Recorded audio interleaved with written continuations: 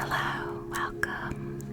My name's Evie, and I want to help you relax today. My first two videos getting started here, I have focused on my primary interest of talking about different ocean life. I want to do something a little different today with this one. I probably should have gotten it out a little sooner because I had made a joke on another platform about wanting to do an ASMR that's reading you the Communist Manifesto as the stock market crashes. And I'm not a big investor, but from what I understand, it has made a recovery now. But when I was thinking about what to do my next video on, I do have a copy of the Communist Manifesto. It's actually rather short, so I thought it might be a fun twist to read you the Communist Manifesto while hopefully the market is recovering if you are in fact someone interested in market happenings. So this is the Manifesto of the Communist Party by Karl Marx and Frederick Engels, authorized English translation, edited and annotated by Frederick Engels.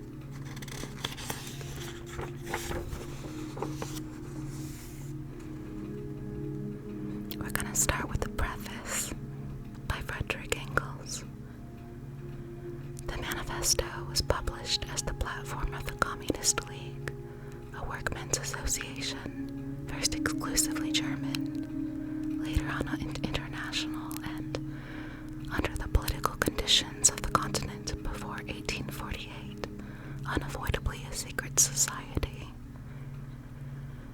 At a Congress of the League, held in London in November 1847, Marx and Engels were commissioned to prepare for publication a complete theoretical and practical party program.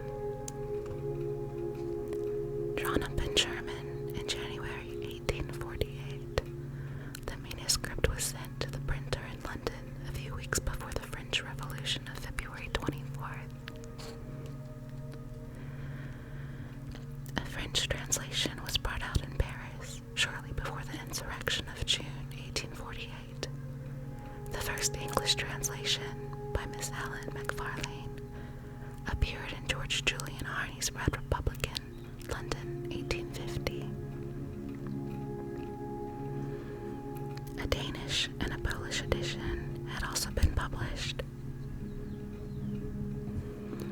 The defeat of the Parisian insurrection of June 1848, the first great battle between proletariat and bourgeoisie, drove again into the background for a time the social and political aspirations of the European working class.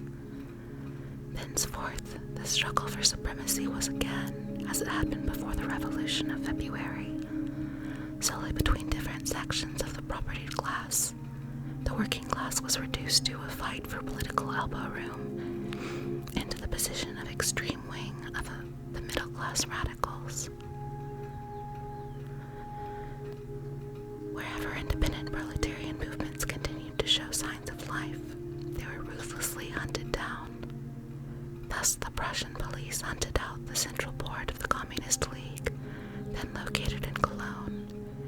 The members were arrested, and after 18 months' imprisonment, they were tried in October 1852. This celebrated Cologne Communist trial lasted from October 4th till November 12th.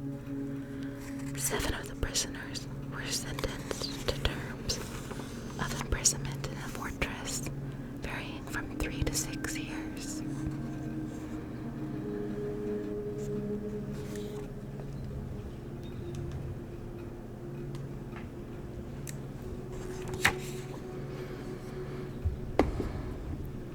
Immediately after the sentence, the League was formally dissolved by the remaining members. As to the manifesto, it seems thenceforth to be doomed to oblivion. When the European working class had recovered sufficient strength for another attack on the ruling classes, the International Working Men's Association sprang up. But this association, formed with the express aim of welding into one body the whole militant proletariat of Europe and America, could not at once proclaim the principles laid down in the Manifesto.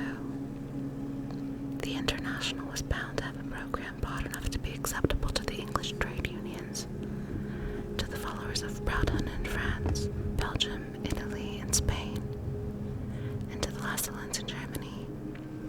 Marx, who drew up this program to the satisfaction of all parties, entirely trusted to the intellectual development of the working class, which was sure to result from combined action and mutual discussion. The very events and vicissitudes of the struggle against capital, the defeats even more than the victories, could not help bringing home to men's minds the insufficiency of their various favorite nostrums, and preparing the way for a more complete insight into the true condition of working class emancipation.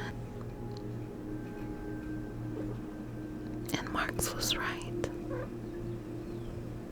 The International, on its breaking up in 1874, left the workers quite different men from what it had found them in 1864. Proudhonism in France, Lassalleanism in Germany were dying out, and even the conservative English trade unions, though most of them had long since severed their connection with the International, were gradually advancing towards the point at which, last year at Swansea, their president could say in their name, "Continental socialism has lost its terrors for us." In fact, the principles of the Manifesto had made considerable headway among the workmen of all countries.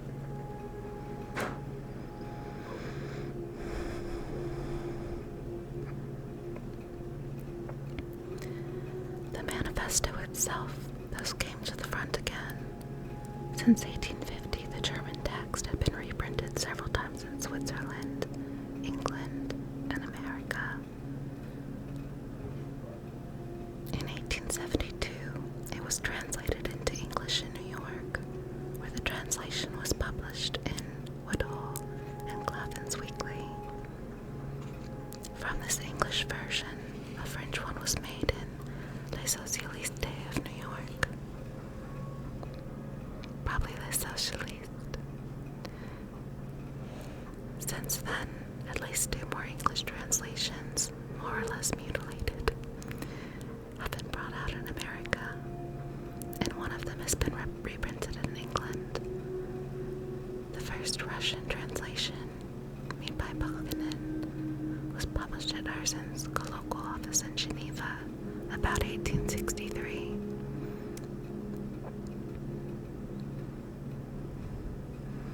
A second one, by the heroic Vera Zaslich, also in Geneva in 1882. A new Danish edition is to be found in Socialdemokratisk Bibliothek, Copenhagen, 1885. A fresh French translation in Les Socialistes, Paris, 1886. From this latter, a Spanish version was prepared and published in Madrid in 1886. Not counting the German reprints, there had been at least 12 editions. An Armenian translation, which was to be published in Constantinople some months ago, did not see the light, I am told, because the publisher was afraid of bringing out a book with the name of Marx on it, while the translator declined to call it his own production. Of further translations into other languages I have heard, but have not seen.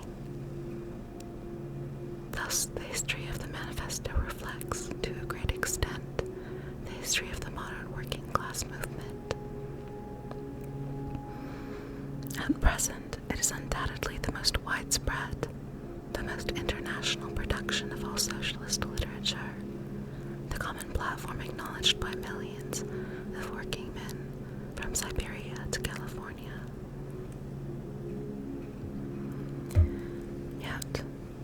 was written, we could not have called it a socialist manifesto.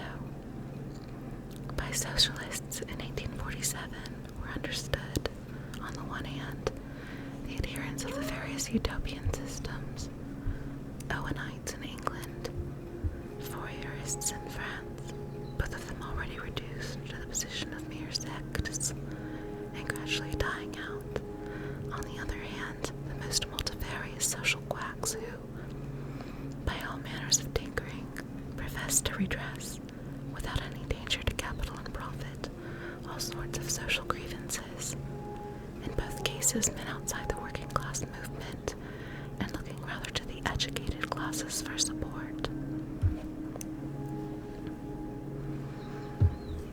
Whatever portion of the working class had become convinced of the insufficiency of mere political revolutions, and had proclaimed the necessity of a total social change, called itself communist.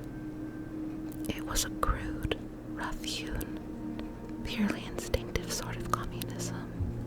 Still, it touched the cardinal point, and was powerful enough amongst the working class to produce the utopian communism of Capet in France and of Weitling in Germany.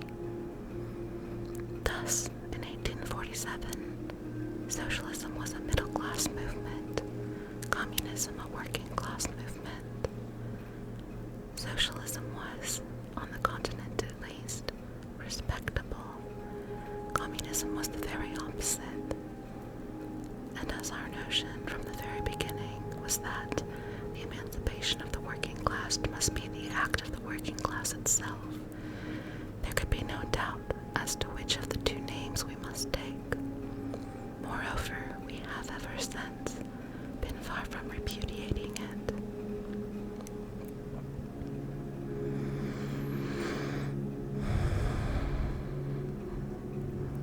The manifesto being our joint production, I consider myself bound to state that the fundamental proposition which forms its nucleus belongs to Marx.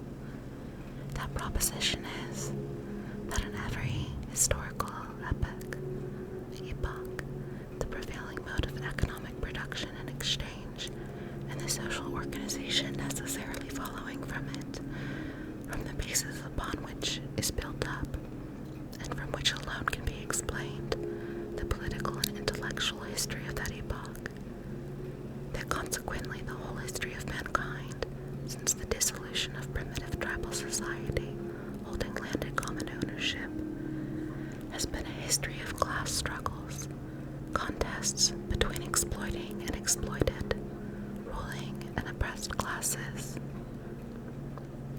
That the history of these class struggles form a series of evolutions in which, nowadays, a stage has been reached where the exploited and oppressed class, the proletariat, cannot attain its emancipation from the sway of the exploiting and ruling class, the bourgeoisie, without, at the same time, and once and for all, emancipating society at large from all exploitation, oppression, class distinctions, and class struggles.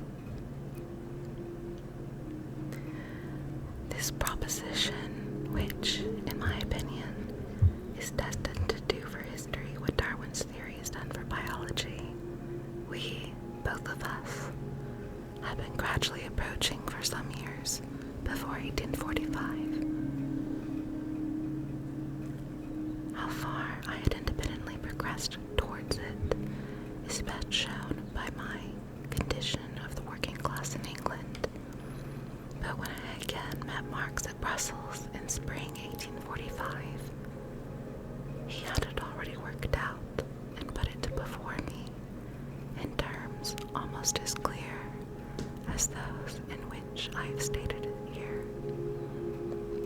From our joint preface to the German edition of 1872, I quote, "However much the state of things may have altered during the last 25 years, the general principles laid down in this manifesto are, on the whole, as correct today as ever." Here and there, some detail might be improved. The practical application of the principles will depend, as the manifesto itself states, everywhere and at all times, on the historical conditions for the time being existing, and, for that reason, no special stress is laid on the revolutionary measures proposed at the end of Section 2. That passage would, in many respects, be very differently worded today. In view of the gigantic strides of modern industry since 1848, and of the accompanying improved and extended organization of the working class, in view of the practical experience gained, first in the February Revolution and then, still more, in the Paris Commune, where the proletariat for the first time held political power for 2 whole months. This program has, in some details, become antiquated. One thing especially was proved by the Commune, viz. That the working class cannot simply lay hold of the ready-made state machinery and wield it for its own purposes. See the Civil War in France, addressed by the General Council of the International Workingmen's Association, 1871, where this point is further developed. Further, it is self-evident that the criticism of socialist literature is deficient in relation to the present time because it comes down only to 1847. Also, that the remarks on the relation of the communists to the various opposition parties in Section 4, although in principle still correct, yet in practice are antiquated, because the political situation has been entirely changed, and the progress of history has swept from off the earth the greater portion of the political parties there enumerated. Quote, but then the manifesto has become a historical document which we have no longer any right to alter. End quote. The present translation is by Mr. Samuel Moore, the translator of the greater portions of Marx's Capital. We have revised it in common, and I have added a few notes explanatory of historical allusions. London, January 30th, 1888. Okay. Now getting into the meat of it. This is exciting.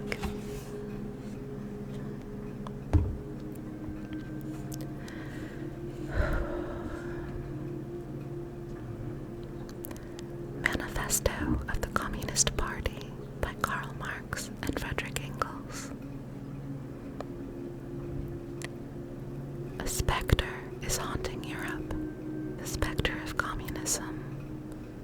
All the powers of old Europe have entered into a holy alliance to exorcise this specter. Pope and Tsar, Metternich and Guizot, French radicals and German police spies.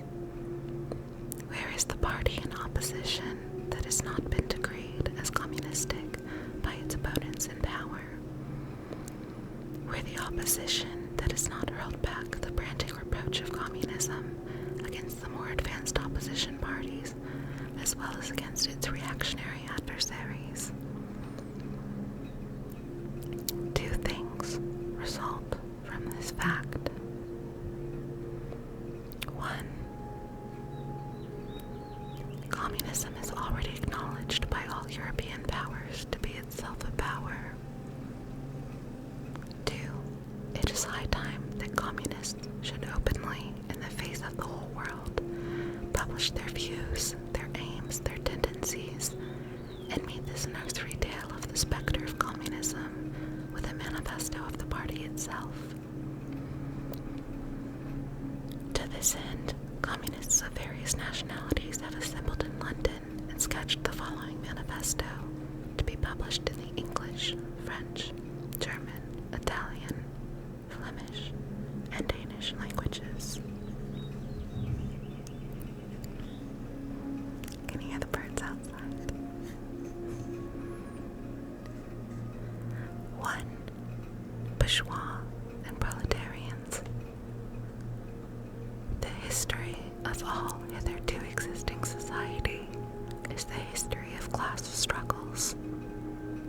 Free man and slave, patrician and plebeian, lord and serf, guildmaster and journeyman, in a word, oppressor and oppressed, stood in constant opposition to one another, carried on an uninterrupted, now hidden, now open fight, a fight that each time ended either in a revolutionary reconstitution of society at large, or in the common ruin of the contending classes.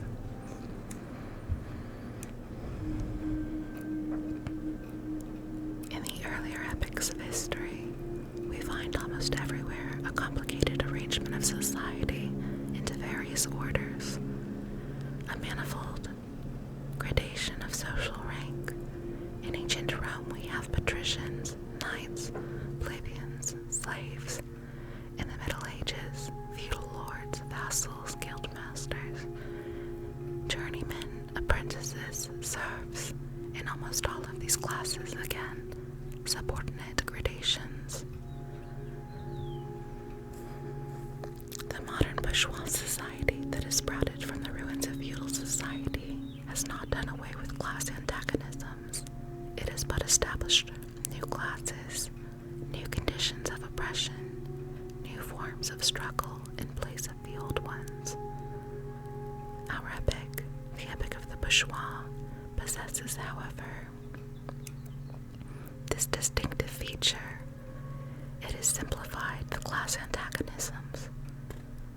Society as a whole is more and more splitting up into two great hostile camps, into two great classes directly facing each other, bourgeois and proletariat.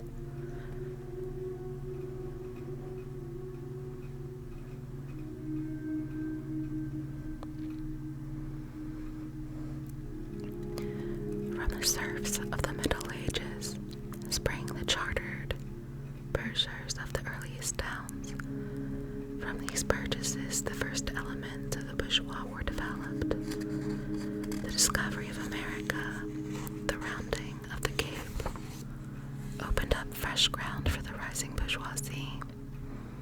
The East Indian Chinese markets, the colonization of America, trade with the colonies, the increase in the means of exchange and in commodities generally, gave to commerce, to navigation, to industry, an impulse never before known, and thereby to the revolutionary element in the tottering feudal society, a rapid development.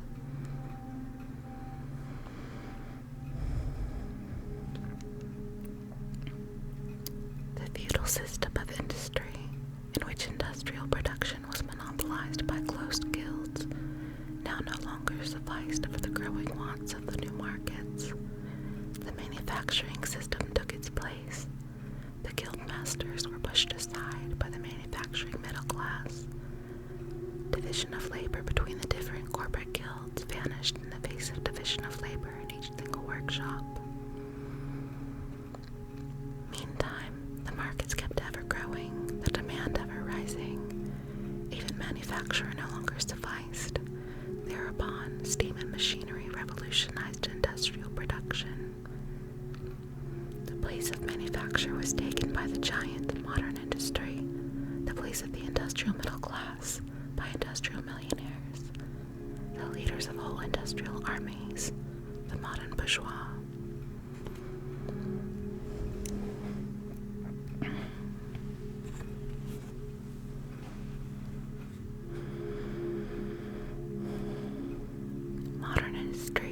Modern industry has established the world market, for which the discovery of America paved the way.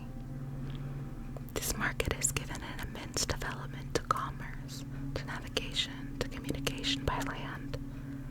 This development has, in turn, reacted on the extension of industry, and in proportion as industry, commerce, navigation, railways extended, in the same proportion the bourgeoisie developed, increased its capital, and pushed into the background every class handed down from the Middle Ages.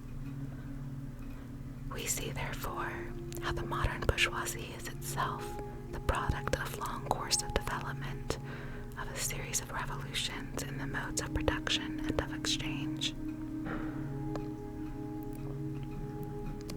Each step in the development of the bourgeoisie was accompanied by a corresponding political advance of that class.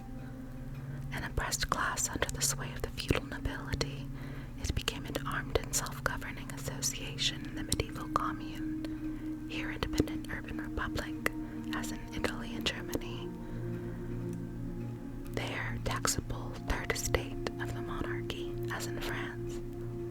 Afterwards, in the period of manufacture proper, serving either the semi-feudal or the absolute monarchy as a counterpoise against the nobility and, in fact, cornerstone of the great monarchies in general, the bourgeoisie has at last, since the establishment of modern industry and of the world market, conquered for itself, in the modern representative state, exclusive political sway.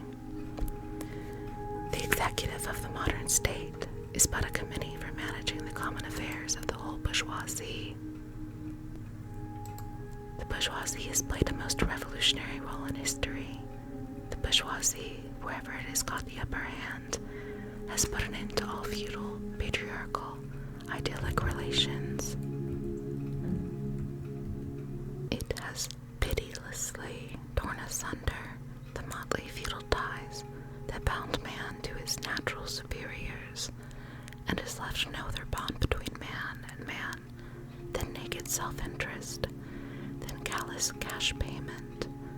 It has drowned the most heavenly ecstasies of religious fervor, of chivalrous enthusiasm, of Philistine sentimentalism, and the icy water of egotistical calculation. It has resolved personal worth into exchange value, and in place of the numberless, indefeasible chartered freedoms, has set up that single, unconscionable freedom, free trade. In one word, for exploitation, veiled by religious and political illusions, it has substituted naked, shameless, direct, brutal exploitation. The bourgeoisie is stripped of its halo, every occupation hitherto honored and looked up to with reverent awe. It is converted to the physician, the lawyer, the priest, the poet, the man of science, into its paid wage laborers. The bourgeoisie is torn away from the family, its sentimental veil, and is reduced to the family relation, to a mere money relation.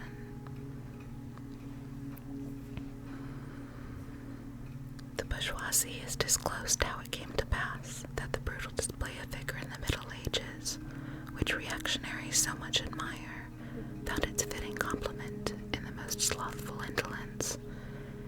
It has been the first to show what man's activity can bring about. It has accomplished wonders far surpassing Egyptian pyramids, Roman aqueducts, and Gothic cathedrals. It has conducted expeditions that put in the shade all former migrations of nations and crusades. The bourgeoisie cannot exist without constantly revolutionizing the instruments of production, and thereby the relations of production, and with them the whole relations of society. Conservation of the old modes of production in unaltered form was, on the contrary, the first condition of existence for all earlier industrial classes. Constant revolutionizing of production, uninterrupted disturbance of all social conditions, everlasting uncertainty and agitation distinguish the bourgeois epoch from all earlier ones.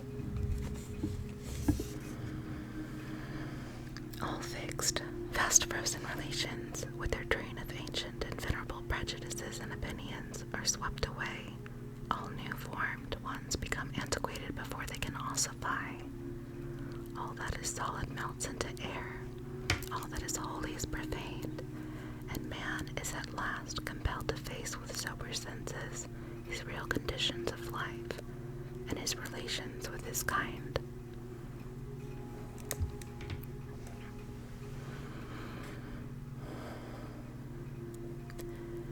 bourgeoisie has, through its exploitation of the world market, given a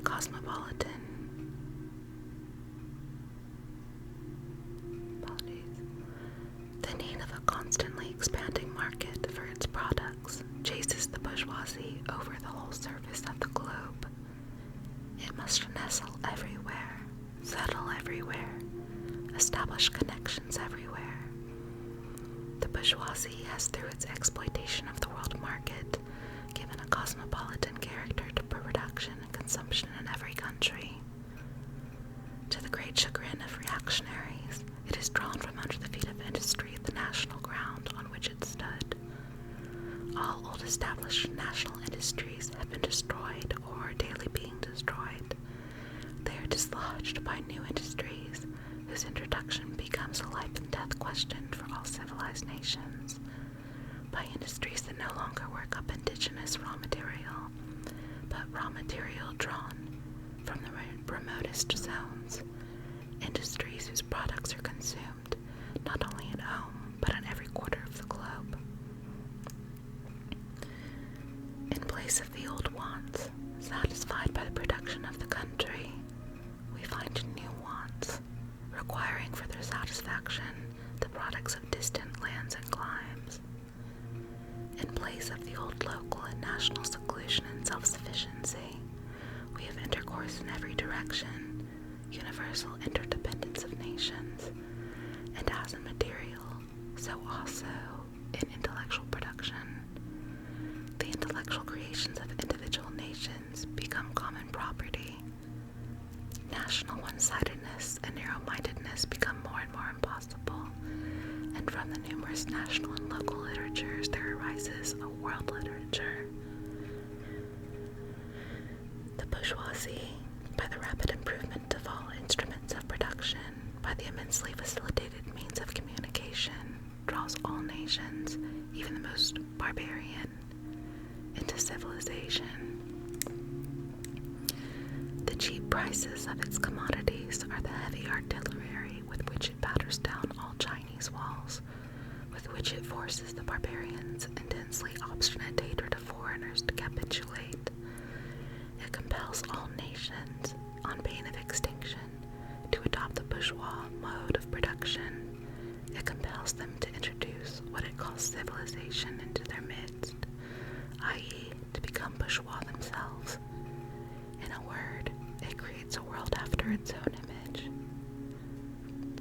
The bourgeoisie has subjected the country to the rule of the towns. It has created enormous cities, has greatly increased the urban population as compared with the rural, and has thus rescued a considerable part of the population from the idiocy of rural life. Just as it has made the country dependent on the towns, so it has made barbarian and semi-barbarian countries dependent on the civilized ones, nations of peasants on nations of bourgeois, the East on the West.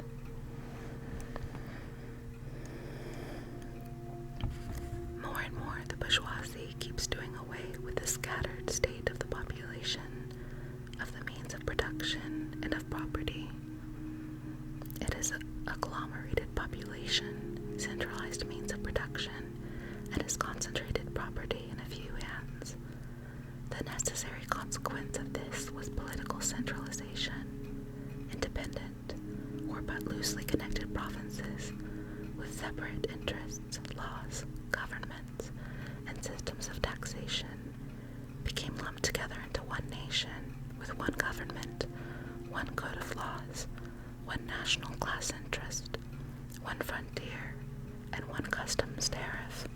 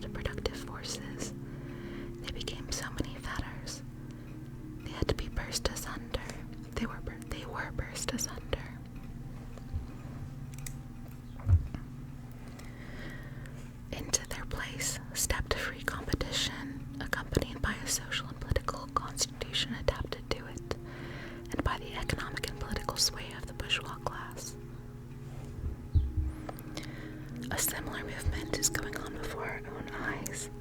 Modern bourgeois society, with its relations of production, of exchange, and of property, a society that has conjured up such gigantic means of production and of exchange, is like the sorcerer who is no longer able to control the powers of the netherworld, whom he has called up by his spells. For many a decade past, the history of industry and commerce is but the history of the revolt of modern productive forces against the modern conditions of production, against the property relations that are the conditions for existence of the bourgeoisie and of its rule. It is enough to mention the commercial crisis that by their periodical return put the existence of the entire bourgeois society on trial, each time more threateningly. In these crises, a great part, not only of the existing products, but also of the previously created productive forces, are periodically destroyed. In these crises there breaks out an epidemic that, in all earlier epochs, would have seemed an absurdity, the epidemic of overproduction.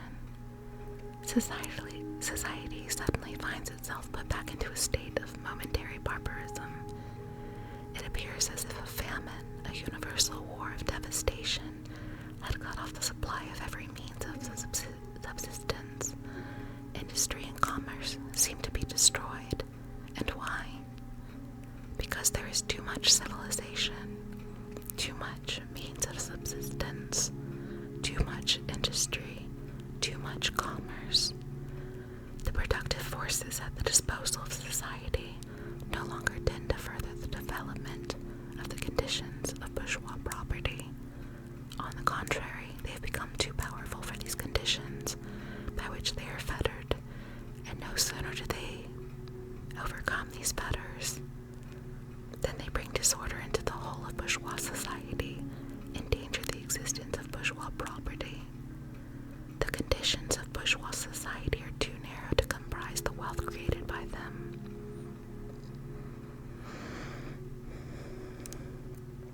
And how does the bourgeoisie get over these crises? On the one hand, by enforced destruction of the mass productive forces. On the other, by the conquest of new markets and by the more thorough exploitation of the old ones. That is to say, by paving the way for more extensive and more destructive crises, and by diminishing the means whereby crises are prevented.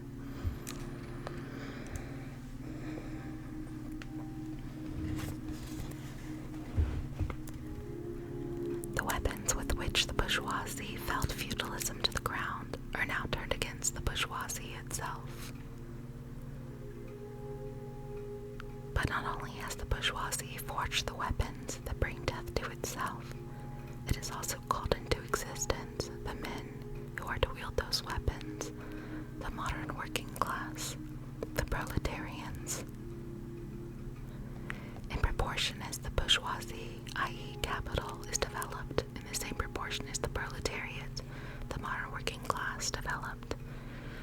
A class of laborers who live only so long as they find work, and who find work only so long as their labor increases capital. These laborers, who must sell themselves piecemeal, are a commodity like every other article of commerce, and are consequently exposed to all the vicissitudes of competition, to all fluctuations of the market.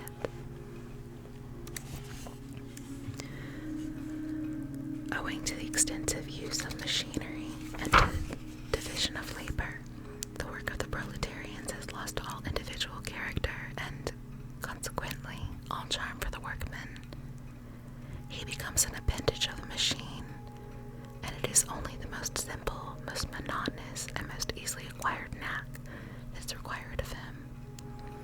Hence, the cost of production of the workman is restricted almost entirely to the means of subsistence that he requires for his maintenance and for the propagation of his race.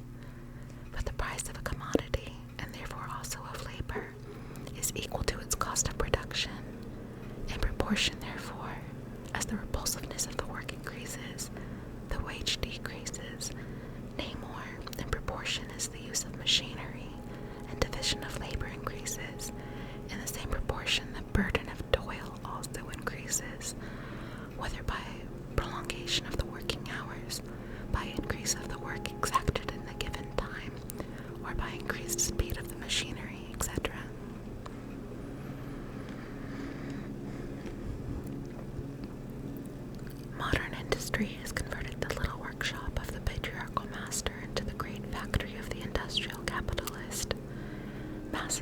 laborers crowded into the factory are organized like soldiers. As privates of the industrial army, they are placed under the command of a perfect hierarchy of officers and sergeants. Not only are they slaves of the bourgeois class and of the bourgeois state, they are daily and hourly enslaved by the machine, by the overlooker, and above all, by the individual bourgeois manufacturer himself. The more openly this despotism proclaims gain to be its end and aim, the more petty, the more hateful, and the more embittering it is. The less the skill and exertion of strength implied in manual labor, in other words, the more modern industry develops, the more is the labor of men suspended by that of women. Differences of age and sex have no longer any distinctive social validity for the working class. All are instruments of labor, more or less expensive to use according to their age and sex. No sooner has the laborer received his wages in cash for the moment escaping exploitation by the manufacturer, then he is set upon by the other portions of the bourgeoisie, the landlord, the shopkeeper, the pawnbroker, etc.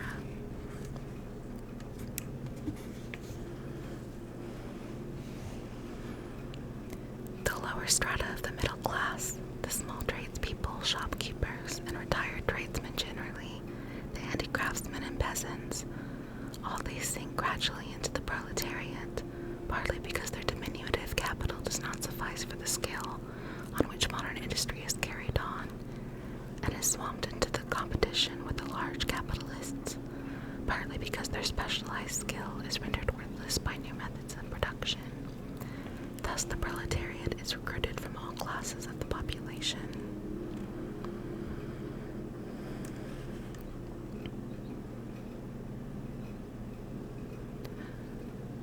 The proletariat goes through various stages of development. With its birth begins its struggle with the bourgeoisie. At first, the contest is carried on by individual laborers, then by the work people of a factory, then by the operatives of one trade in one locality against the individual bourgeois who directly exploits them. They direct their attacks not against the bourgeois conditions of production, but against the instruments of production themselves. They destroy imported wares that compete with their labor. They smash machinery to pieces. They set factories ablaze. They seek to restore by force the vanished status of the workmen of the Middle Ages. At this stage, the laborers still form an incoherent mass scattered over the whole country and broken up by their mutual competition. If anywhere they unite to form more compact bodies, this is not yet the consequence of their own active union, but of the union of the bourgeoisie, which class, in order to attain its own political ends, is compelled to set the whole proletariat in motion, and is moreover still able to do so for a time. At this stage, therefore, the proletarians do not fight their enemies, but the enemies of their enemies, the remnants of absolute monarchy, the landowners, the non-industrial bourgeois, the petty bourgeoisie. Thus, the whole historical movement is concentrated in the hands of the bourgeoisie. Every victory so obtained is a victory for the bourgeoisie. But with the development of industry, the proletariat not only increases in number, it becomes concentrated in greater masses, its strength grows, and it feels that strength more. The various interests and conditions of life within the ranks of the proletariat are more and more equalized in proportion as machinery obliterates all distinctions of labor and nearly everywhere reduces wages to the same low level. The growing competition among the bourgeois and the resulting commercial crises make the wages of modern workers ever more fluctuating. The unceasing improvement of machinery, ever more rapidly developing, makes their livelihood more and more precarious.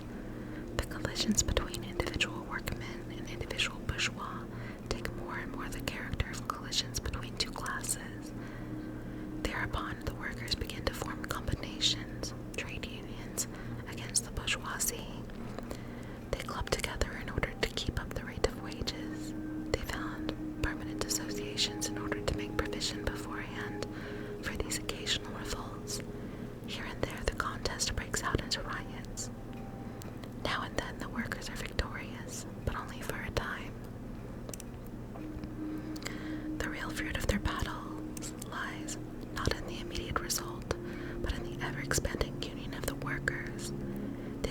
is furthered by the improved means of communication, which are created by modern industry, and which place the workers of different localities in contact with one another.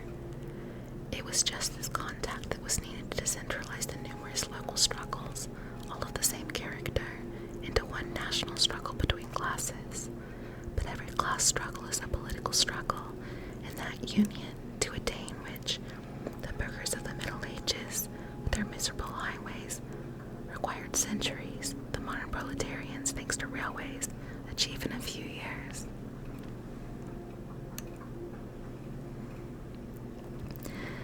This organization of the proletarians into a class, and consequently into a political party, is continually being upset again by the competition between the workers themselves. But it ever rises up again, stronger, firmer, mightier. It compels legislative recognition of particular interests of the workers by taking advantage of the divisions among the bourgeoisie itself. Thus, the 10-hour bill in England was carried.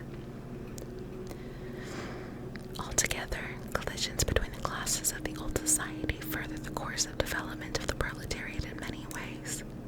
The bourgeoisie finds itself involved in a constant battle, at first with the aristocracy, later on with those portions of the bourgeoisie itself whose interests have become antagonistic to the progress of industry. At all times with the bourgeoisie of foreign countries. In all these battles it sees itself compelled to appeal to the proletariat, to ask for its help, and thus to drag it into the political arena. The bourgeoisie itself, therefore, supplies the proletariat with its own elements of political and general education. In other words, it furnishes the proletariat with weapons for fighting the bourgeoisie.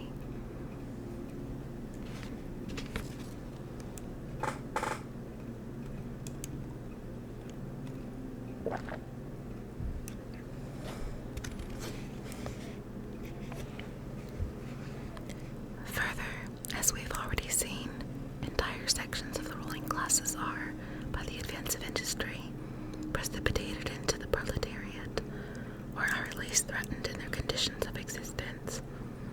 These also supply the proletariat with fresh elements of enlightenment and progress.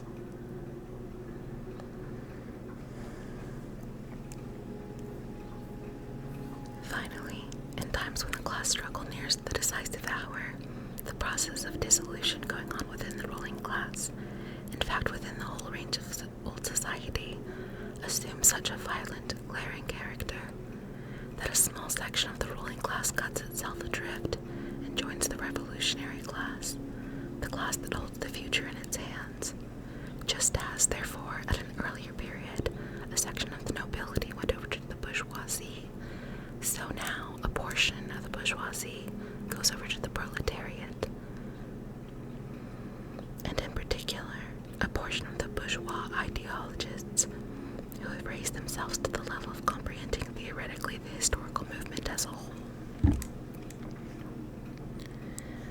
Of all the classes that stand face to face with the bourgeoisie today, the proletariat alone is a really revolutionary class. The other classes decay and finally disappear in the face of modern industry. The proletariat is its special and essential product. The lower middle class, the small manufacturer, the shopkeeper, the artisan, the peasant, all of these fight against the bourgeoisie to save from extinction their existence as fractions of the middle class. They are therefore not revolutionary, but conservative. Nay more, they are reactionary, for they try to roll back the wheel of history. If by chance they are revolutionary, they are so only in view of their impending transfer into the proletariat. They thus defend not their present, but their future interests. They desert their own standpoint to adopt that of the proletariat.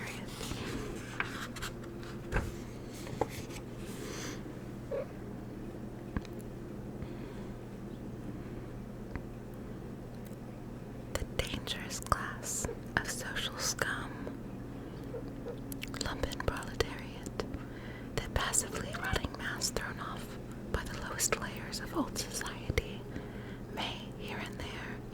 swept into the movement by a proletarian revolution. Its conditions of life, however, prepare it far more for the part of a bribed tool of reactionary intrigue.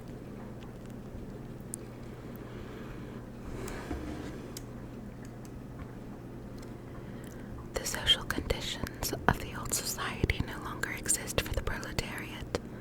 The proletarian is without property. His relation to his wife and children has no longer anything in common with bourgeois family relations. Modern industrial labor, modern subjection to capital, the same in England as in France, in America as in Germany, has stripped him of every trace of national character. Law, morality, religion are to him so many bourgeois prejudices, behind which lurk in ambush just as many bourgeois interests. All the preceding classes that got the upper hand sought to fortify their already acquired status by subjecting society at large to their conditions of appropriation. The proletarians cannot become masters of the productive forces of society except by abolishing their own previous mode of appropriation, and thereby also every other previous mode of appropriation. They have nothing of their own to secure and to fortify. Their mission is to destroy all previous securities for and insurances of individual property.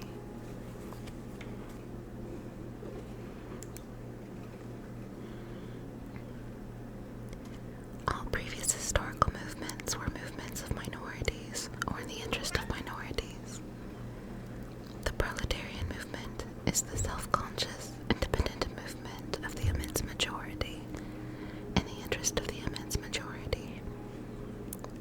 The proletariat, the lowest stratum of our present society, cannot stir, cannot raise itself up without the whole superincumbent strata of official society being sprung into the air.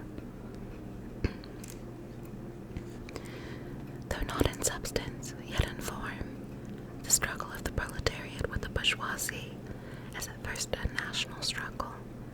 The proletariat of each country must, of course, first of all settle matters with its own bourgeoisie.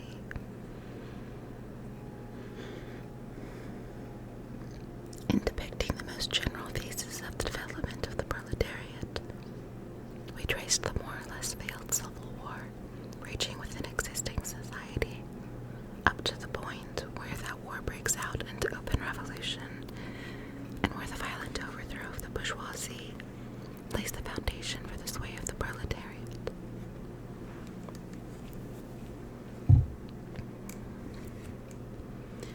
Hitherto, every form of society has been based, as we've already seen, on the antagonism of oppressing and oppressed classes.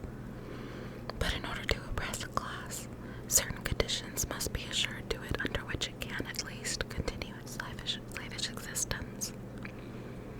The serf, in the period of serfdom, raised himself to membership in the commune, just as the petty bourgeois, under the yoke of feudal absolutism, managed to develop into a bourgeois.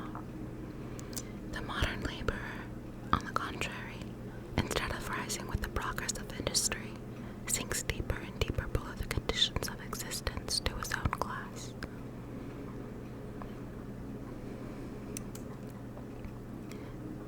He becomes a pauper, and pauperism develops more rapidly than population and wealth. And here it becomes evident that the bourgeoisie is unfit any longer to be the ruling class in society, and to impose its conditions of existence upon society as an overriding law. It is unfit to rule because it is incompetent to assure an existence to its slave within his slavery, because it cannot help letting him sink into such a state that it has to feed him instead of being fed by him. Society can no longer live under this bourgeoisie. In other words, its existence is no longer compatible with society.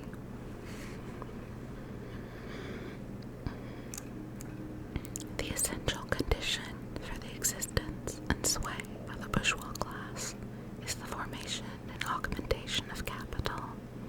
The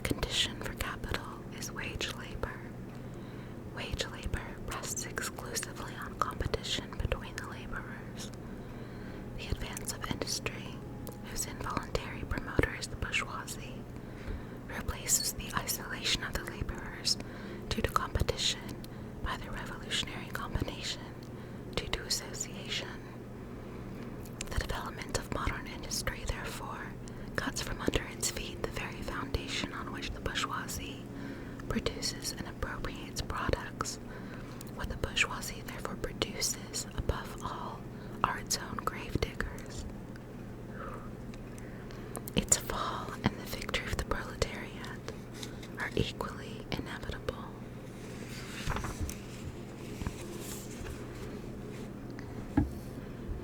Part 2.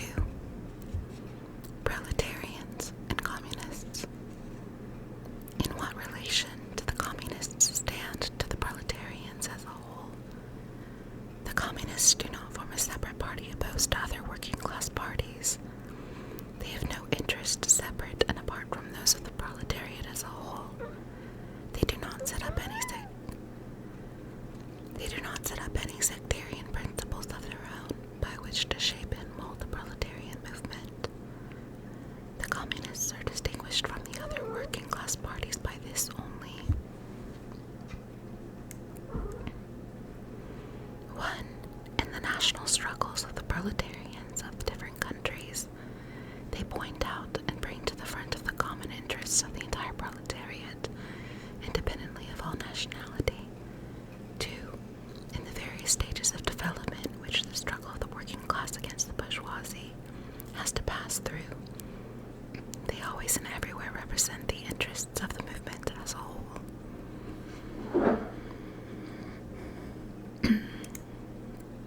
The communists, therefore, are on the one hand practically the most advanced and resolute section of the working class parties of every country. That section which pushes forward all others. On the other hand, theoretically, they have over the great mass of the proletariat the advantage of clearly understanding the line of march, the conditions, and the ultimate general results of the proletarian movement. The immediate aim of the communists is the same as that of all of the other proletarian parties: formation of the proletariat into a class, overthrow of bourgeois supremacy, conquest of political power by the proletariat. The theoretical conclusions of the communists are in no way based on the ideas or principles that have been invented or discovered by this or that would-be universal reformer. They merely express, in general terms, actual relations springing from an existing class struggle, from a historical movement going on under our very eyes. The abolition of existing property relations is not at all a distinctive feature of communism. All property relations in the past have continually been subject to historical change, consequent upon the change in historical conditions. The French Revolution, for example, abolished feudal property in favor of bourgeois property. The distinguishing feature of communism is not the abolition of property generally, but the abolition of bourgeois property. But modern bourgeois private property is the final and most complete expression of the system of producing and appropriating products that is based on class antagonisms, on the exploitation of the many by the few.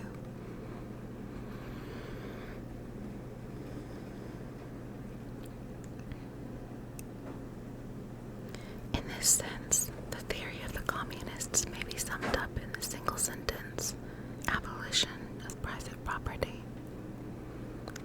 We communists have been reproached with the desire of abolishing the right of personally acquiring property as the fruit of a man's own labor, which property is alleged to be the groundwork of all personal freedom, activity, and independence. Hard-won, self-acquired, self-earned property, to mean the property of the petty artisan and of the small peasant, a form of property that preceded the bourgeois form. There is no need to abolish that. The development of industry has to a great extent already destroyed it, and is still destroying it daily. Or do you mean bourgeois private property? But does wage labor create any property for the laborer? Not a bit. It creates capital, i.e., that kind of property which exploits wage labor,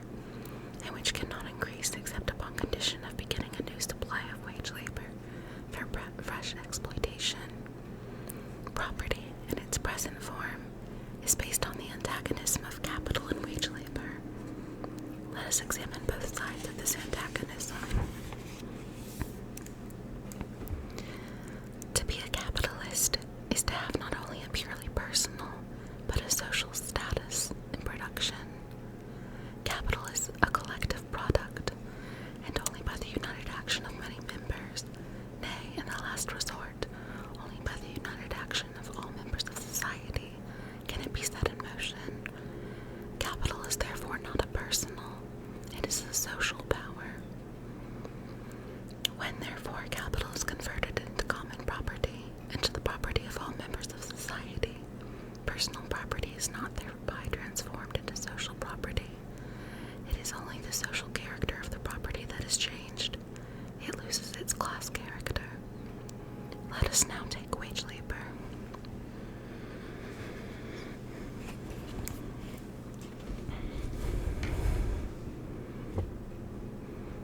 The average price of wage labor is the minimum wage, i.e., that quantum of the means of subsistence which is absolutely requisite to keep the laborer in bare existence as a laborer.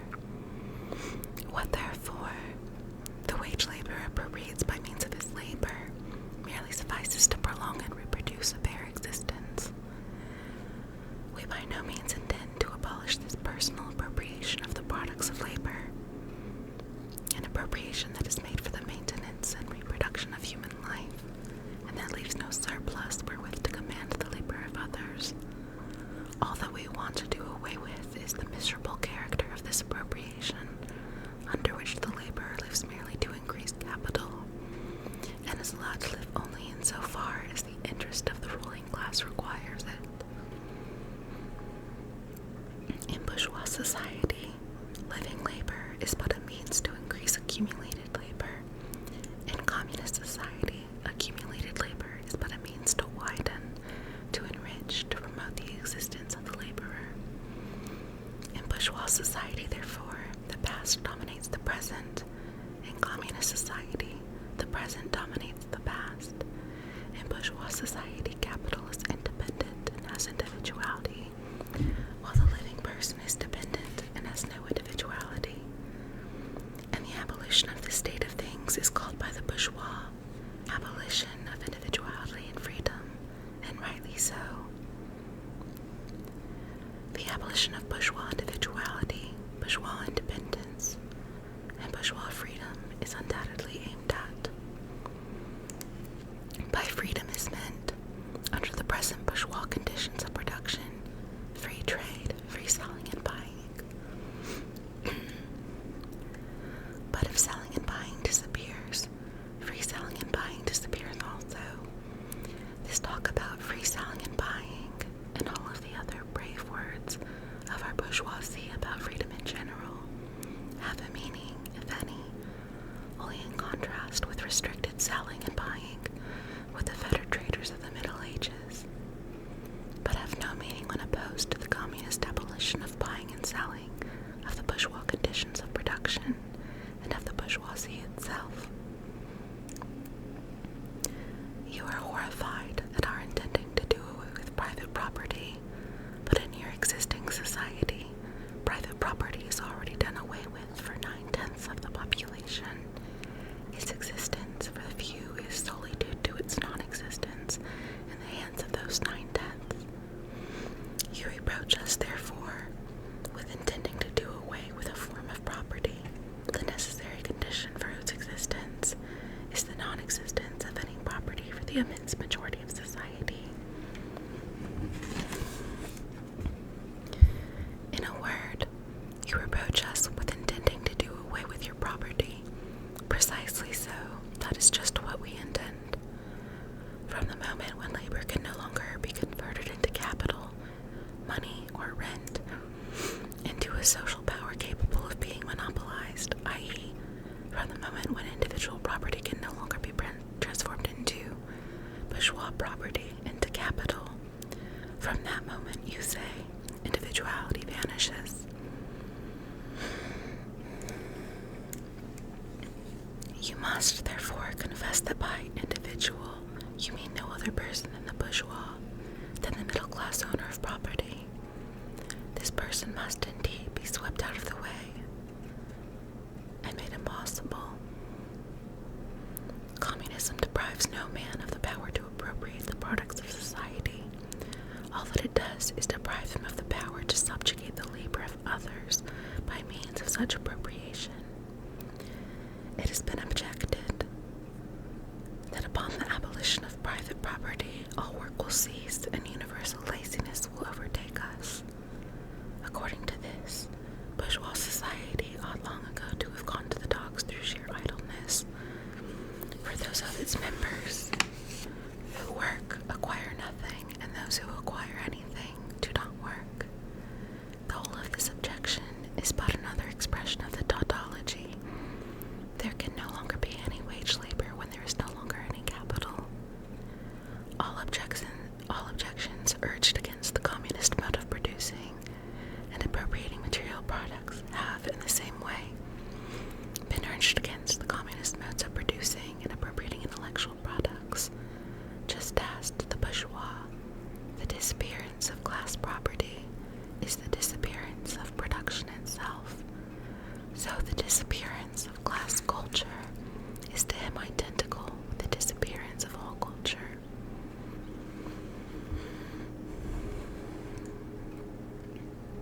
That culture, the loss of which he laments, is, for the enormous majority, a mere training to act as a machine.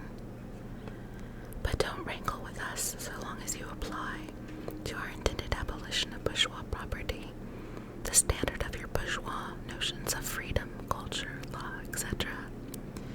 Your very ideas are but the outgrowth of the conditions of your bourgeois production and bourgeois property, just as your jurisprudence is but the will of your class made into a law for all, a will whose essential character and direction are determined by the economic conditions of existence of your class.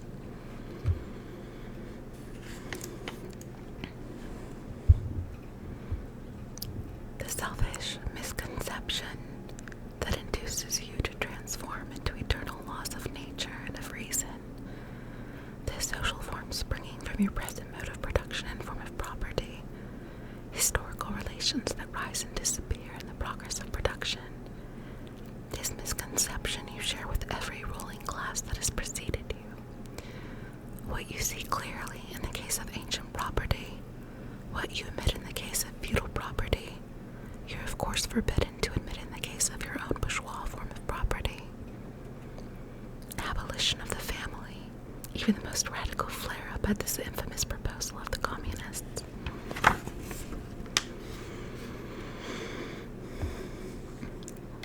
On what foundation is the present family, the bourgeois family, based? On capital, on private gain. In its completely developed form, this family exists only among the bourgeoisie, but this state of things finds its complement in the practical absence of the family among the proletarians and in public prostitution. The bourgeois family will vanish as a matter of course when its complement vanishes, and both will vanish with the vanishing of capital. Do you charge us with wanting to stop the exploitation of children by their parents? To this crime we plead guilty. But, you will say, we destroy the most hallowed of relations when we replace home education by social. And your education, is not that also social and determined by the social conditions under which you educate, by the intervention of society, direct or indirect, by means of schools, etc.? The communists have not invented the intervention of society in education.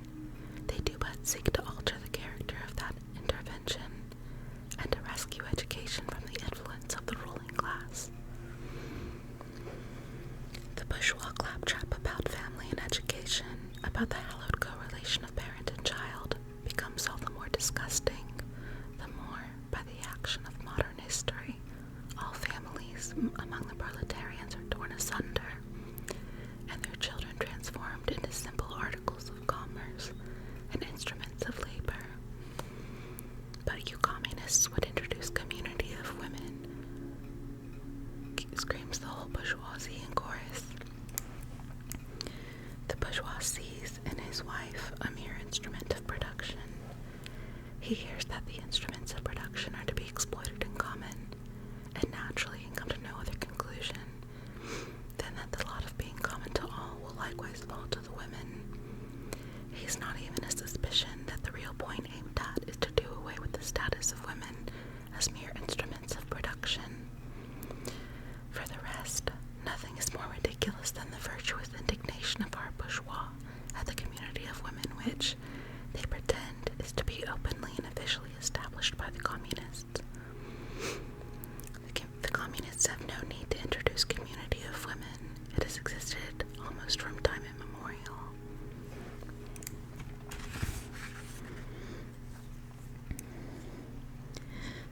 Our bourgeois, not content with having the wives and daughters of the proletarians at their disposal, not to speak of common prostitutes, take the greatest pleasure in seducing each other's wives.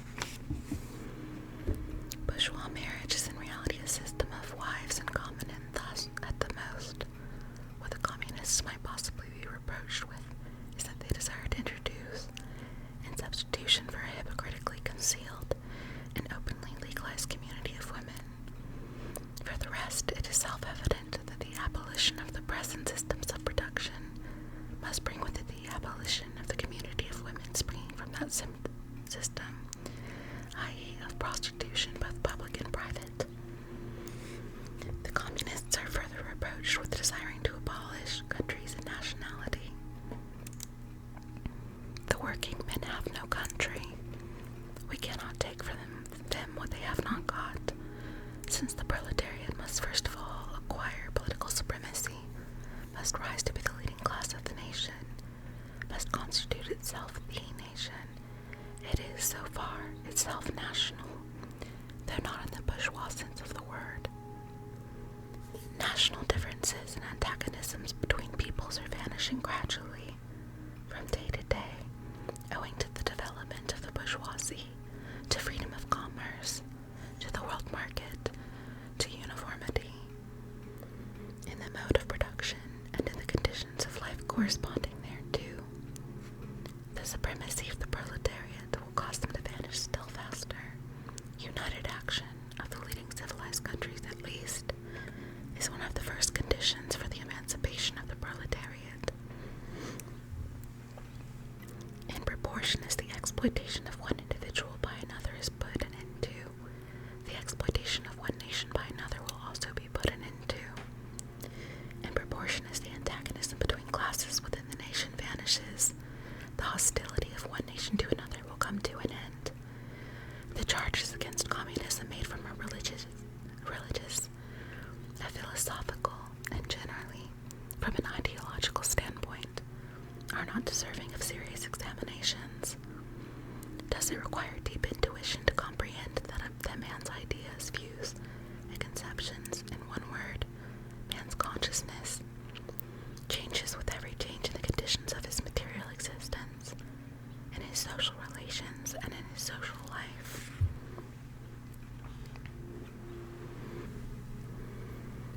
What else does the history of ideas prove than that intellectual production changes its character in proportion as material production is changed? The ruling ideas of each age have ever been the ideas of its ruling class. When people speak of ideas that revolutionize society, they do but express the fact that within the old society, the elements of a new one have been created, and that the dissolution of the old ideas keeps an even pace with the dissolution of the old conditions of existence. When the ancient world was in its last throes, the ancient religions were overcome by Christianity. When Christian ideas succumbed in the 18th century to rationalist ideas, feudal society fought its death battle with the then revolutionary bourgeoisie. The ideas of religious liberty and freedom of conscience merely gave expression to this way of free competition within the domain of knowledge. Undoubtedly, it will be said, religion, moral, philosophical, and juridical ideas have been modified in the course of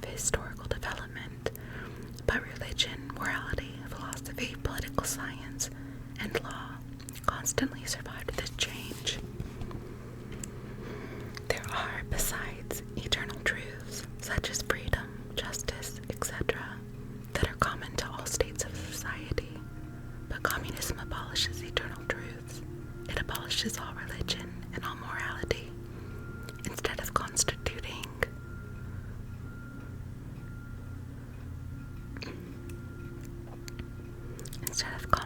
them on a new basis.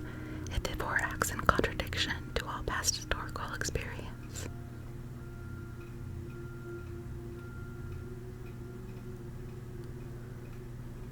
What does this accusation reduce itself to? The history of all past society has consisted in the development of class antagonisms that assume different forms at different epochs.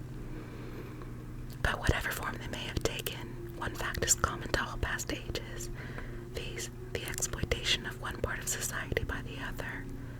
No wonder then that the social consciousness of past ages, despite all the multiplicity and variety it displays, moves within certain common forms or general ideas which cannot completely vanish except with the total disappearance of class antagonisms. The communist revolution is the most radical rupture with the traditional property relations.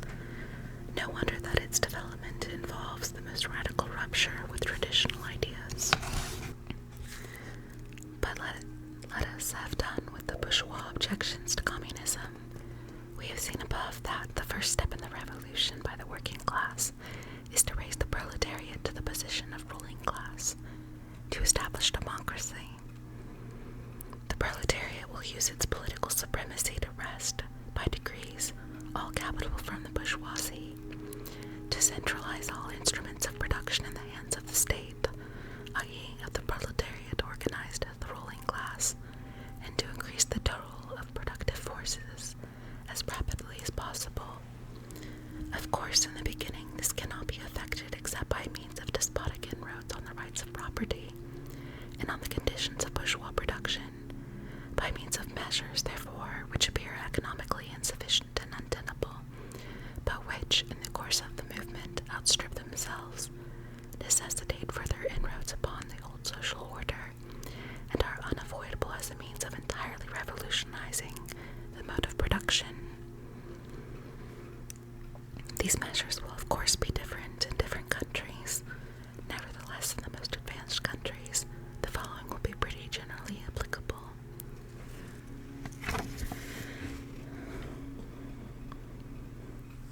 1. Abolition of property in the land and application of all rents of land to public purposes. 2. A heavy progressive or graduated income tax. 3. Abolition of all right of inheritance. 4. Confiscation of the property of all immigrants and rebels. 5.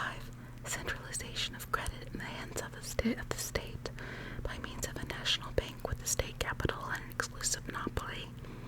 6. Centralization of the means of communication and transport in the hands of the state. 7.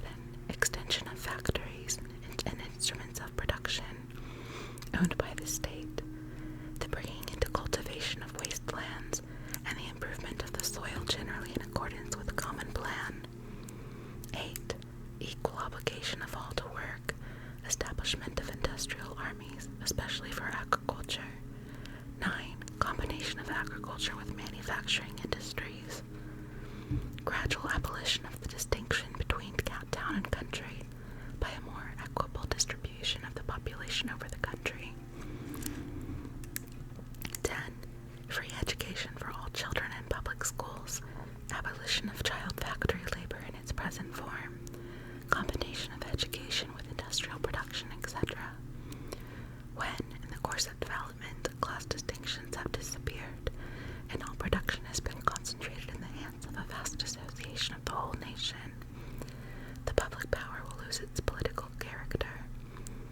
Political power, property so-called, is merely the organized power of one class for oppressing another. If the proletariat, during its contest with the bourgeoisie, is compelled, by the force of circumstances, to organize itself as a class, itself the ruling class, and as such sweeps away by force the old conditions of production, then it will, along with these conditions, have swept away the conditions for the existence of class antagonisms and of classes generally, and will thereby have abolished its own supremacy as a class. In place of the old bourgeois society, with its classes and class antagonisms, we shall have an association in which the free development of each is the condition for the free development of all. Part 3. Socialist and Communist Literature. 1. Reactionary Socialism. A. Feudal Socialism. Owing to their historical position, it became the vocation of the aristocracies of France and England to write pamphlets against modern bourgeois society. In the French Revolution of July 1830 and in the English Reform agitation, these aristocracies again succumbed to the hateful upstart. Thenceforth, a serious political struggle was altogether out of the question. A literary battle alone remained possible, but even in the domain of literature, the old cries of the Restoration period had become impossible.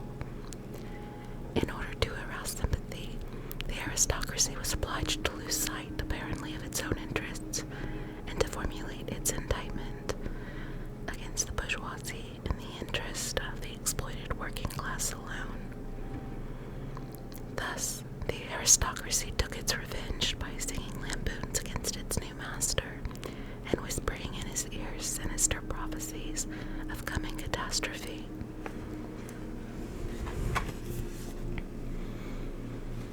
In this way arose feudal socialism, half lamentation, half lampoon, half echo of the past, half menace of the future, at times by its bitter, witty, and incisive criticism, striking the bourgeoisie to the very heart's core, but always ludicrous in its effect through total incapacity to comprehend the march of modern history.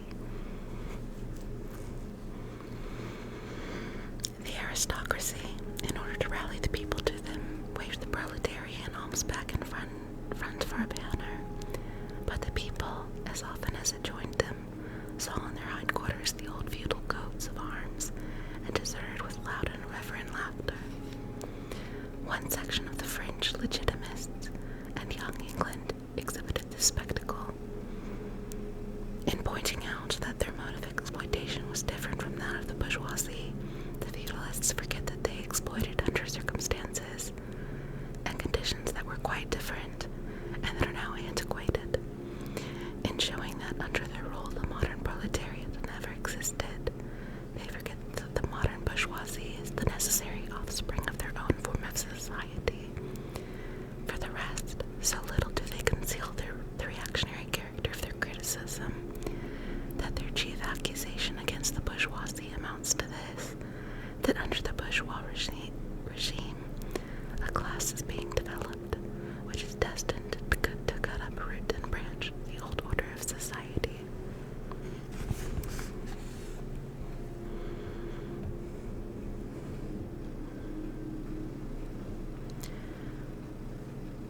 What they upbraid the bourgeoisie with is not so much that it creates a proletariat, as that it creates a revolutionary proletariat.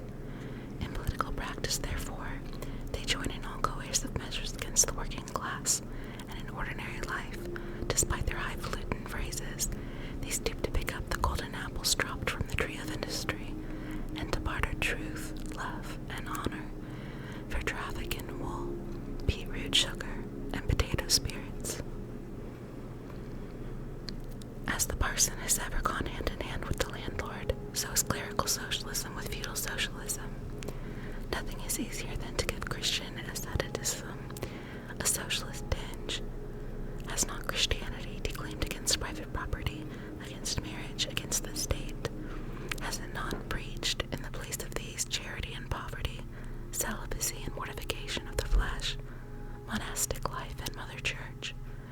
Christian socialism is but the holy water with which the priest consecrates the hard burnings of the aristocrat. B. Petty bourgeois socialism.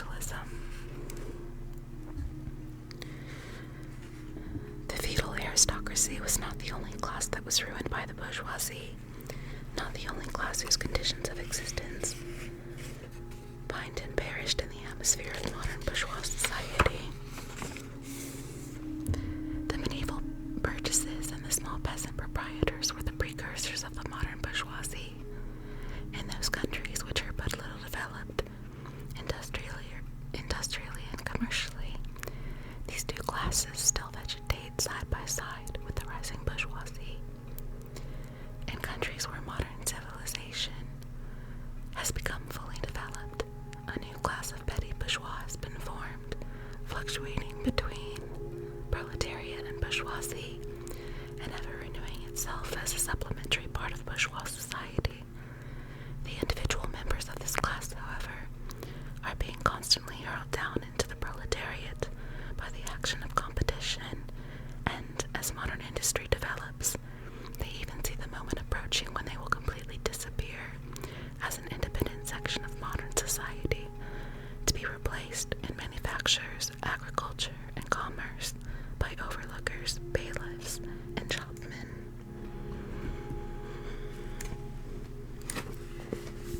In countries like France, where the peasants can constitute far more than half the population, it was natural that writers who sided with the proletariat against the bourgeoisie should use, in their criticism of the bourgeois regime, the standard of the peasant and petty bourgeois, and from the standpoint of these intermediate classes should take up the cudgels for the working class. Thus arose petty bourgeois socialism. Sismondi was the head of this school, not only in France, but also in England. This school of socialism dissected with great acuteness the contradictions in the conditions of modern production. It laid bare the hypocritical apologies of economists. It proved incontrovertibly the disastrous effects of machinery and division of labor, the concentration of capital and land in a few hands, overproduction and crises. It pointed out the inevitable ruin of the petty bourgeois and peasant, the misery of the proletariat, the anarchy in production, the crying inequalities in the distribution of wealth, the industrial war of extermination between nations, the dissolution of old moral bonds, of the old family relations, of the old nationalities. In its positive aims, however, this form of socialism aspires either to restoring the old means of production and of exchange, and with them the old property relations and the old society, or to the cramping the modern means of production and of exchange within the framework of the old property relations that have been and were bound to be exploded by those means. In either case, it is both reactionary and utopian. Its last words are corporate guilds for manufacture, patriarchal relations in agriculture. Ultimately, when stubborn historical facts had dispersed all intoxicating effects of self-deception, this form of socialism ended in a miserable fit of the blues.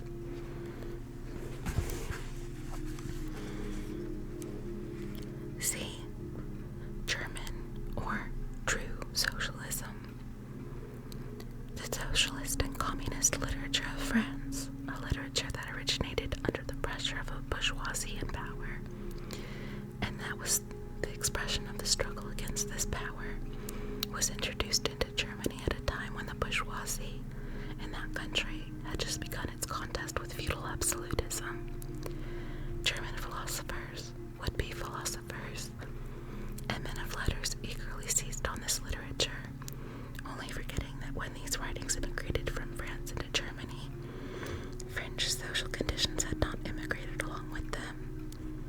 In contact with German social conditions, this French literature lost all its immediate practical significance and assumed a purely literary aspect.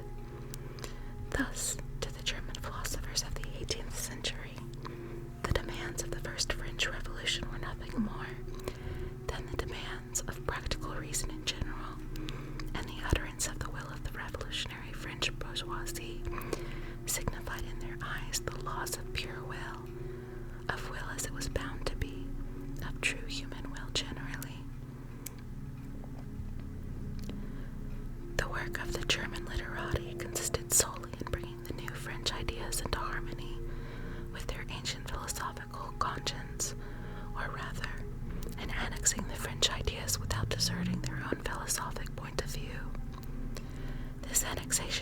place in the same way in which a foreign language is appropriated, namely by translation. It is well known how the monks wrote silly lives of Catholic saints over the manuscripts on which the classical works of ancient heathenism had been written. The German literati reversed this process with the profane French literature. They wrote their philosophical nonsense beneath the French original. For instance, beneath the French criticism of the economic functions of money, they wrote alienation of humanity. And beneath the French criticism of the bourgeois state, they wrote dethronement of the category of the general, and so forth. The introduction of these philosophical phrases at the back of the French historical criticisms they dubbed philosophy of action, true socialism, German science of socialism, philosophical foundation of socialism, and so on. The French socialist and communist literature was thus completely emasculated, and since it ceased in the hands of the German to express the struggle of one class with the other, he felt conscious of having overcome French one-sidedness and of representing not true requirements, but the requirements of truth, not the interests of the proletariat, but the interest of human nature, of man in general, who belongs to no class, has no reality, who exists only in the misty realm of philosophical fantasy. This German socialism, which took its schoolboy task so seriously and solemnly, and extolled its poor stock in trade in such mountebank fashion, meanwhile gradually lost its pedantic innocence. The fight of the German, and especially of the Prussian bourgeoisie against feudal aristocracy and absolute monarchy, in other words, the liberal movement, became more earnest.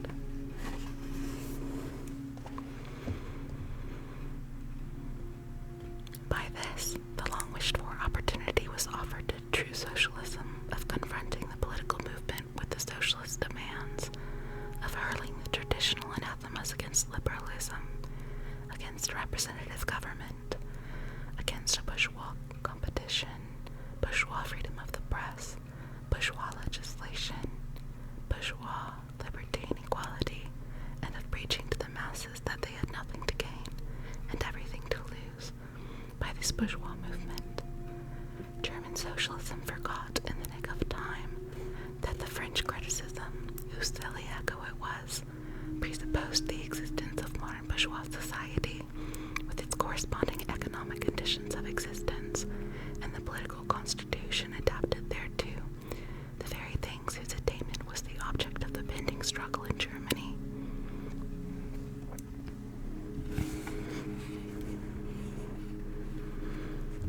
To the absolute governments, with their following of parsons, professors, country squires, and officials, it served as a welcome scarecrow against the threatening bourgeoisie.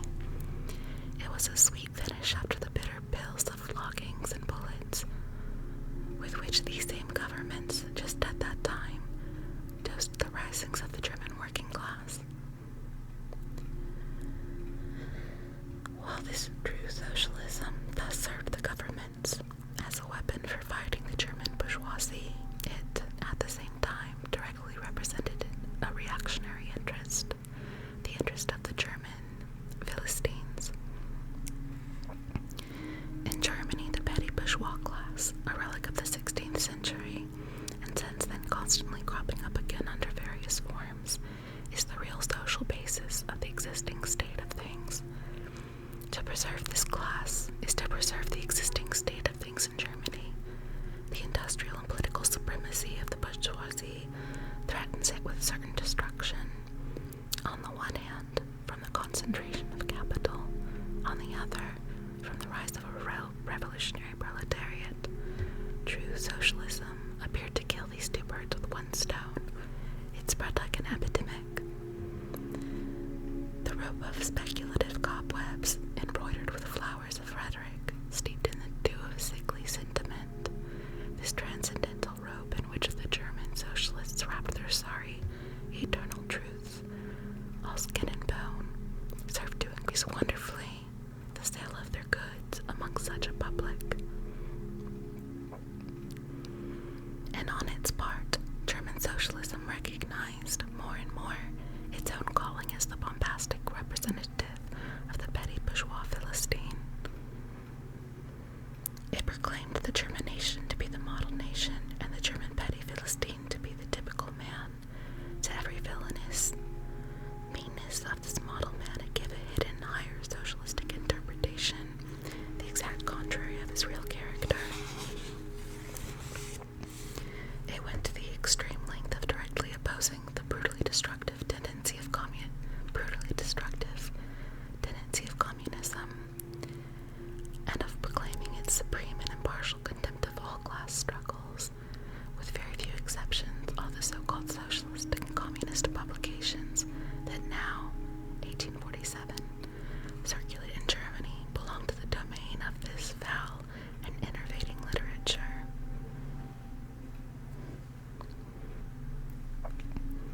2. Conservative or bourgeois socialism. A part of the bourgeoisie is desirous of redressing social grievances in order to secure the continued existence of bourgeois society. To this section belong economists, philanthropists, humanitarians, improvers of the condition of the working class, organizers of charity, members of societies for the prevention of cruelty to animals, temperance fanatics, all-in-corner reformers of every imaginable kind. This form of socialism has, moreover, been worked out into complete systems. We may cite Proudhon's philosophy of poverty as an example of this form. The socialistic bourgeois want all the advantages of modern social conditions without the struggles and dangers necessarily resulting therefrom. They desire the existing state of society minus its revolutionary and disintegrating elements. They wish for a bourgeoisie without a proletariat. The bourgeoisie naturally conceives the world in which it is supreme to be the best, and bourgeois socialism develops this comfortable conception into various more or less complete systems, in requiring the proletariat to carry out such a system, and thereby to march straight away into the social New Jerusalem. It but requires in reality that the proletariat should remain within the bounds of existing society, but should cast away all its hateful ideas concerning the bourgeoisie. A second and more practical, but less systematic form of this socialism sought to depreciate every revolutionary movement in the eyes of the working class, by showing that no mere political reform, but only a change in the material conditions of existence and economic relations, could be of any advantage to them. By changes in the material conditions of existence, this form of socialism, however, by no means understands abolition of the bourgeois relations of production, an abolition that can be effected only by a revolution, but administrative reforms, based on the continued existence of these relations. Reforms, therefore, that in no way affect the relations between capital and labor, but, at the best, lessen the cost and simplify the administrative work of bourgeois government. Bourgeois socialism attains adequate expression when, and only when, it becomes a mere figure of speech. Free trade, for the benefit of the working class, protective duties, for the benefit of the working class, prison reform, for the benefit of the working class. These are the last words, and the only seriously meant words, of bourgeois socialism. It is summed up in the phrase, the bourgeois are bourgeois, for the benefit of the working class. 3. Critical utopian socialism and communism. We do not here refer to that literature which, in every great modern revolution, has always given voice to the demands of the proletariat, such as the writings of Babeuf and others. Hello, Sophie.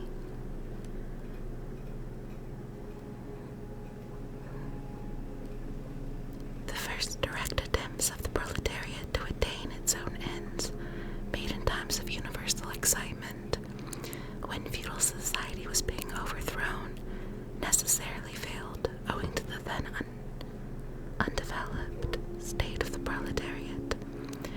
well as to the absence of the economic conditions for its emancipation, conditions that had yet to be produced, and could be produced by the impending bourgeois epoch alone. The revolutionary literature that accompanied these first movements of the proletariat had necessarily reactionary character. It inculcated universal asceticism and social leveling in its crudest form. The socialist and communist systems, properly so called, those of Saint Simon, Fourier, Owen, and others, spring into existence in the early undeveloped period described above. Of the struggle between proletariat and bourgeoisie, see Section 1, Bourgeois and Proletarians. The founders of these systems see indeed the class antagonisms as well as the action of the decomposing elements in the prevailing form of society. But the proletariat, as yet in its infancy, offers to them the spectacle of a class without any historical initiative or any independent political movement. Since the development of class antagonism keeps even pace with the development of industry, the economic situation, as such, socialists find it, does not as yet offer conditions for the emancipation of the proletariat. They therefore search after a new social science, after new social laws that are to create these conditions.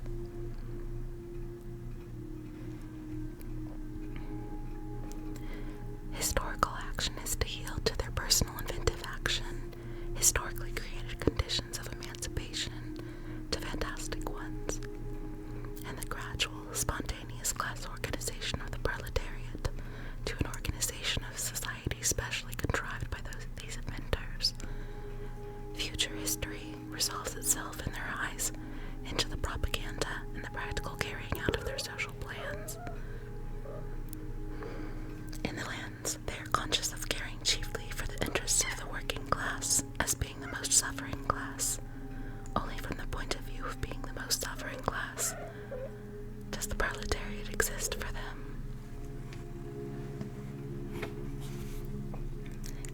The undeveloped state of the class struggle, as well as their own surroundings, causes socialists of this kind to consider themselves far superior to all class antagonisms. They want to improve the condition of every member of society, even that of the most favored. Hence, they habitually appeal to society at large, without distinction of class, nay, by preference to the ruling class. For how can people, when once they understand their system, fail to see it in the best possible plan of the best possible state of society? Hence, they reject all political, and especially all revolutionary action. They wish to attain their ends by peaceful means, and endeavor, by small experiments, necessarily doomed to failure, and by the force of example, to pave the way for the new social gospel.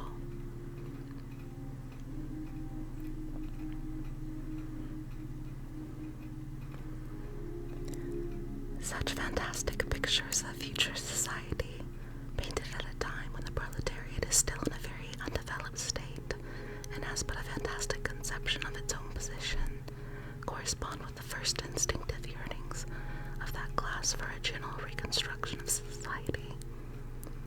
But these socialist and communist writings contain also a critical element. They attack every principle of existing society. Hence they are full of the most valuable materials for the enlightenment of the working class. The practical measures proposed in them, such as the abolition of the distinction between town and country, abolition of the family, of private gain, and of the wage system, the proclamation of social harmony, the conversion of the functions of the state into a mere superintendence of production. All these proposals point solely to the disappearance of class antagonisms, which were, at that time, only just cropping up, and which, in these publications, are recognized in their earliest, indistinct, and undefined forms only. These proposals, therefore, are of purely utopian character.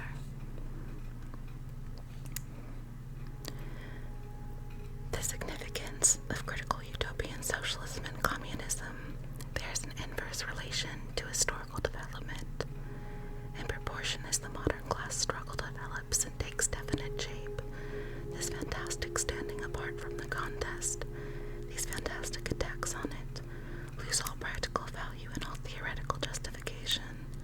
Therefore, although the originators of these systems were, in many respects, revolutionary, their disciples have, in every case, formed mere reactionary sects.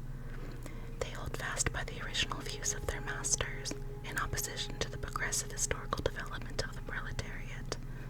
They therefore endeavor, and that consistently, to deaden the class struggle and to reconcile the class antagonisms. They still dream of experimental realization of their social utopias, of founding isolated phalansteres, of establishing home colonies, or setting up a little Icaria, pocket editions of New Jerusalem. And to realize all these castles in the air, they are compelled to appeal to the feelings and purses of the bourgeois. By degrees, they sink into the category of reactionary conservative socialists, depicted above, differing from these only by more systematic pedantry, and by their fanatical and superstitious belief in the miraculous effects of their social science. They therefore violently oppose all political action on the part of the working class. Such action, according to them, can only result from blind unbelief in the new gospel. The Owenites in England and the Fourierists in France, respectively, opposed the Chartists and the Reformistes.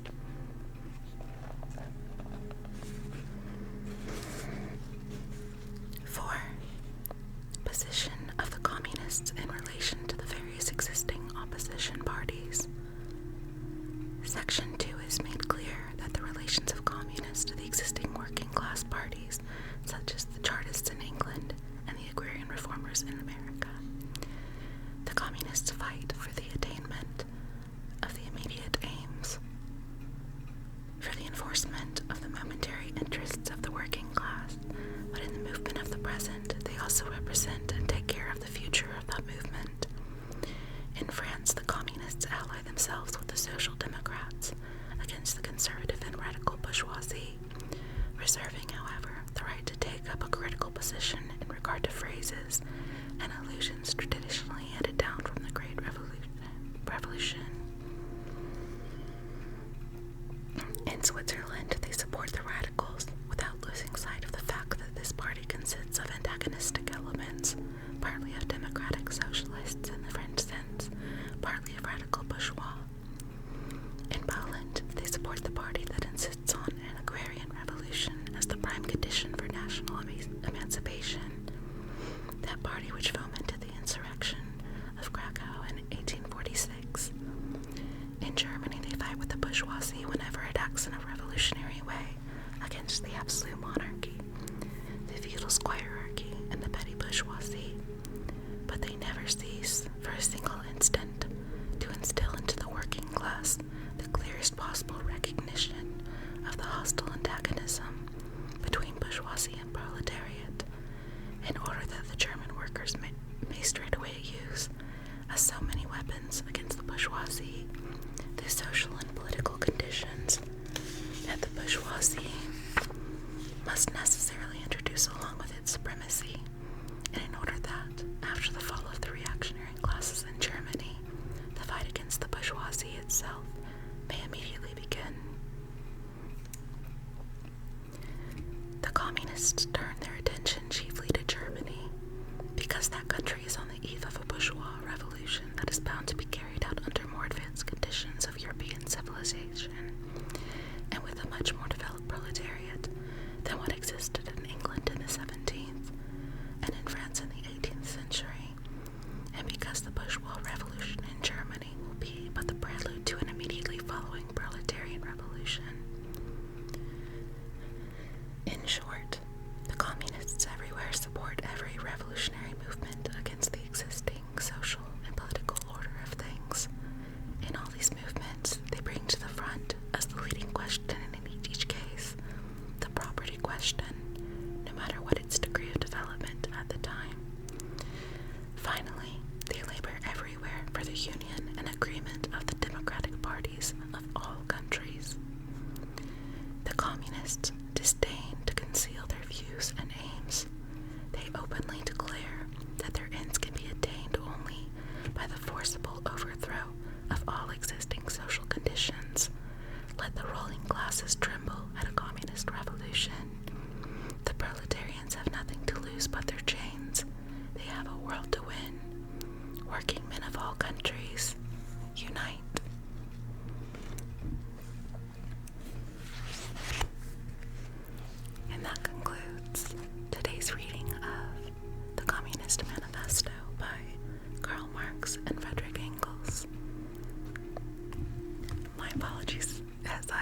realize I might have mispronounced a lot of words, but hopefully the overall affect